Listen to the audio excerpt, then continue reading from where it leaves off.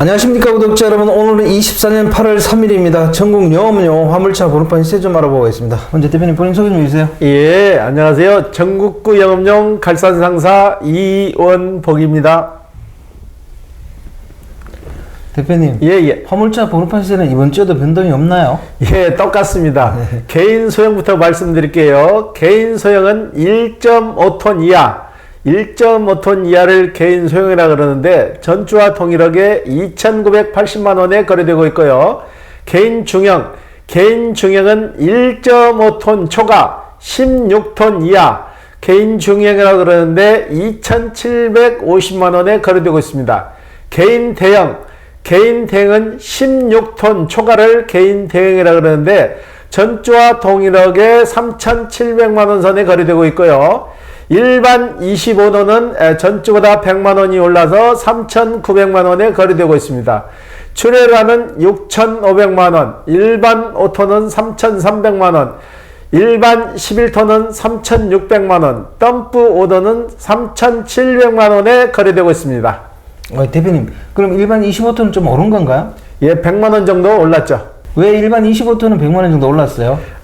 일반 25톤이 3,800만원에서 100만원이 오른 것은 그동안 한 대 갖고 있던 일반 차량들이 개인으로 다 바뀌었거든요. 네네네. 그 여파로 인해서 100만원 정도가 상승했어요. 예. 그럼 이번 주 거래량하고 저번 주 거래량은 어떻습니까?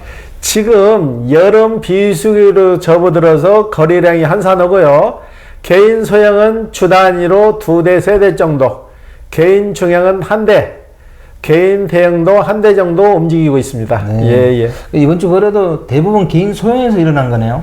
그렇죠. 일단은 개인 소형이 차량 가격이 일단은 좀 저렴하고 신차가 활발하게 나오고 있기 때문에 개인 소형으로 지금 움직이고 있는 거예요. 예. 그럼 이번 주에 화물차 구입하신 분들은 좀 젊은 층인가요? 나이 드신 분들도 있고 젊은 층들도 있는데 이번 주에는 거의 고령자들이 많이 오셨죠. 예. 이번 주 거래건 중에 기억에 남는 건 있으면 얘기 좀 해주세요. 예. 그 개인 택시를 하다가 아들한테 물려주고 화물차로 바꾸신 분이 있거든요. 네네. 그분이 화물 종사자 자격증이 없어가지고 바로 시험을 어떻게 봐가지고 바로 한 번에 합격을 하셨어요. 네네. 근데 그 차량이 스틱 차량이에요. 근데 오토만 하다가 스틱을 하다 보니까 운전 미숙으로 인해서 첫날 나가가지고 첫날 접촉사고가 나가지고 전화가 와서 보험회사 전화번호를 물어봐서 제가 알려드렸는데 제가 그 말씀드렸거든요. 오토 차량하러다 수동으로 바로 가면은 좀 어려우니까 수동으로 며칠간이라도 연습을 하고 하라고 그랬는데 전에 했던 걸 근거로 해서 자신 있게 했는데 차체가 좀 길다 보니까 접촉사고가 좀 나가지고 보험 처리를 했어요.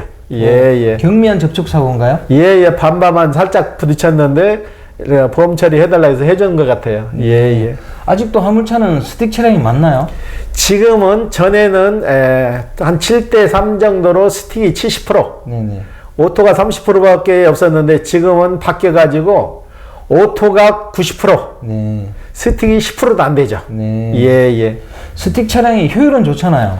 효율은 좋은데 요즘은 오토 차량을 운전하지 수동 차량을 운전하는데 미숙했기 때문에 거의 오토로 다 바뀌었다고 봐요. 전에 같은 경우는 연료 문제 때문에도 수동을 많이 선호를 했는데 지금은 엔진 자체가 좋아져 가지고 오토고 수동하고 기름 들어가는 양이 크게 차이가 나질 않는 것 같아요. 그래 가지고 요즘은 거의 99.9%가 거의 오토 차량을 선호하세요. 예. 아무래도 오토 차량이 운전의 편의성은 좋잖아요, 그죠? 당연하죠. 예. 네. 그럼 다음 주 전망을 어떻게 보세요? 다음 주도 이번 주와 동일하게 큰 틀의 변함 없이 이 금액대를 계속 유지할 것 같아요. 예. 이번 주에 혹시 뭐 회사 정년하고 이렇게 화물차 구입하러 오신 분이 없던가요? 정년하고 오신다는 분들이 지금 선탑을 3번을 하셨어요. 네네. 저번 주에 3번 하셨는데 이분들은 자기 체형에 맞는 차들을 당근마켓이나 뭐 본인들이 아는 매매 상사에서 구해가지고 온다고 그랬는데 쉽게 잘 되질 않는 것 같아요. 그래서 저희 상사로 다시 오셔갖고 차까지 구입해서 진행한다고 연락을 받았는데 다음 주에 정도 이분 3분 다 오실 것 같아요. 예. 아니, 정부에서 대기 환경 오염 문제로 경유차 폐차를 지금 유도하잖아요. 예. 근데 문제는 경유차 모시던 분들이 전기차나 이런 친환경 차량으로 안 가고 다시 경유차를 구매하는 그런 비율이 높다 그러는데 이게 사실이에요? 일단은 전기차 같은 경우에는 아직까지는 배터리 양이 이르는 양을 못 쫓아가는 거죠. 네네. 쉽게 말하면 장거리를 가게 되면은 2번, 3번 충전을 해서 가기 때문에 채단성이 안 맞는 거고 시간도 많이 뺏기는 거죠. 완도에서 화물차를 사시는 분이 있어요. 네네. 이분은 시에서 전기차를 샀을 때 처음에 준 면허권인데 그걸 사가지고 달아가지고 한 2년 정도를 운영을 했는데 도저히 스트레스 받아서 더 이상은 안 될 것 같다고 해가지고 저희가 진행을 해드렸어요. 완도 군청에 전기차 면허, 영업용 면허를 반납을 하고 그 차량은 수출로 말소를 시키고 다시 이분은 LPG 차량을 뽑았어요. LPG 차량을 뽑아가지고 지금 저희가 완도 군청에 접수해갖고 진행 중인데 아직까지는 배터리 때문에 전기차는 채산성이 안 맞는 거예요. 시간이 너무 많이 걸리고 그래서 지금도 디젤차를 많이 선호하는 거고 전기차 같은 경우는 택배 차량 동네에서 도는 택배 차량 외에는 아직까지는 좀 맞지 않는 거죠. 네. 즉 여건만 된다면은 그래도 아직까지도 디젤 차량이죠. 예. 전기 차량으로 냉장이나 냉동식품을 배달하게 되면은 그 신선도 문제가 좀 일어날 수 있다 그러던데 이게 맞아요? 이걸 계속 시동을 걸어서 냉동기를 돌려야 되는데 네네. 그렇게 되면 배터리 소모량이 많기 때문에 시동을 끄고 상하차를 하고 다시 켜고 와서 그러는데 그래서 아무래도 조금 불편한 거죠. 근데 그 차이는 크질 않아요. 어차피 냉이 돌아가서 그 온도를 보완하고 있으니까 큰 차이는 나지 않는데 불편하다는 얘기죠. 네. 예. 화물차 같은 경우는 정부에서 좀 경유차를 허용해 줘야 되는 거 아니에요? 세계적인 추세에 따르다 보니까 환경 규제에 맞추다 보니까 원래는 2035년도까지 해서 전면 다 없앤다 그랬는데 그 디젤 차량도 환경 요건만 잘 맞추면은 너무 빨리 시작하는 것 같아요. 어떻게 보면 제조사들만 좋은 일 시키는 것 같아요. 아직까지는 좀 시기상조라고 봐요. 전기차가 완전 개발이 돼서 전기차 충전을 한번 시키면 500km, 600km 간다면야 문제가 없지만 그게 되질 않잖아요. 짐을 싣고 가면은 100km 단위로 충전을 계속 해야 되는데 장거리 가려면 보통 3번 정도 충전을 해서 가야 되고 올라올 때도 그렇게 되니까 이건 맞질 않는 거죠. 네. 예. 1톤 LPG 차도 힘이 딸린다는 얘기가 많더라고요. 이게 사실이에요?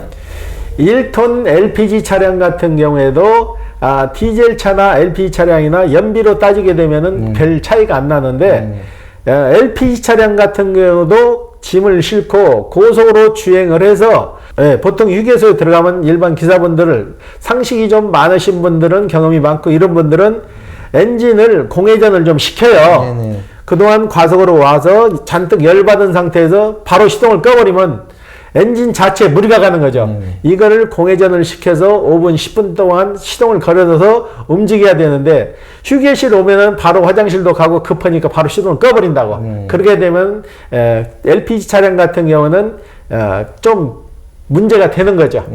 그건 항시 LPG 차량으로 짐을 싣고 고속 주행해서 목적지 장기간 운전을 했을 때는 목적지에 도착했을 때 바로 시동을 끄지 마시고 5분에서 10분 정도 공회전을 해주는 것도 차 상태 유지하는 데는 큰 도움이 되는 거예요. 예. LPG차가 경유차에 비해서 힘이 딸린다는 말은 맞죠? 당연히 맞죠. 그걸 피부적으로 느낄 수 있는 것은 짐을 싣고 기사분들이 장거리를 많이 다니셔야 그러면 피부로 본인이 느끼는 거죠. 예. 그럼 만약에 화물차를 처음 시작하는 분들은 경유 중고차를 사서 시작하는 건 어때요? 경유 중고차를 사서 시작하는 것도 좋은데 경유 중고차도 쓸만한 거는 기존 지금 나오는 LPG 차량 새 차하고 가격이 맞물려요. 거의 비슷하게 떨어지니까 아무래도 일반인들이 생각하기는 야 그러면 차라리 LPG 새 차 사지 경유 중고차를 왜 사냐는 식으로 하는데 경유 중고차가 검증되고 고장률 적고 쓰는 데는 더 유리한 거예요. 유리한 건데 아무래도 새 차로 가다 보니까 그걸 선호하시는 거지. 예. 그러면 화물차 처음 시작하시는 분들은 뭐 이러지도 못하고 저러지도 못하고 그런 상황이 되잖아요. 그럼 만약에 대표님께서 화물차를 처음 시작한다 그러면 어떤 차를 선택하실 건가요? 저 같은 경우에는 똑같은 조건이라면은 네네. 디젤 차를 살 것 같아요. 네네. 디젤 차를 사서 당분간 아직까지는 환경 규제를 안 하니까 네네. 그 차가 움직일 때까지는 디젤 차로 가는 게 더 낫다고 봐요. 예, 예.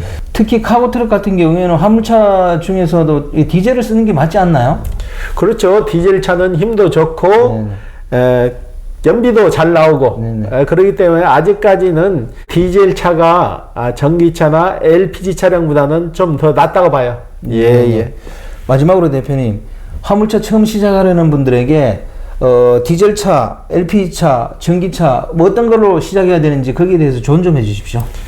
제가 보는 관점에서는 전기차는 일단은 제껴놓고요.